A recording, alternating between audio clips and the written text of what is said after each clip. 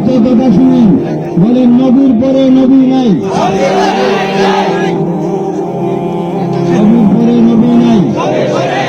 সংসদে আইন চাই, কাদিয়ানীরা কাফের কাফের কাফের। যে কাদিয়ানীদেরকে কাফের বলবে না সেও কাফের। এটা ঠিক আছে? আমাদের সঙ্গে তাদের কোনো সম্পর্ক নাই। আর কালেমা পড়লে আমাদের সঙ্গে সুসম্পর্ক থাকবে, মুসলমান হিসেবে আমাদের সাথে বসবাস করবে। এটা ঠিক না? ওদেরকে মসজিদে যাইতে দেওয়া হবে না, ওদেরকে কবরস্থানে দাফন করা হবে না। কার কবরস্থানে? মুসলমানের কবরস্থানে খেয়াল করতে হবে। আল্লাহ পাক আমাদের তৌফিক দান করে। আমার খেয়াল করতে হবে, তারপরে আমাদের আগাইতে হবে। আপনাদের উপস্থিতি ঠিক আছে তো? ইনশাআল্লাহ ঠিক আছে তো?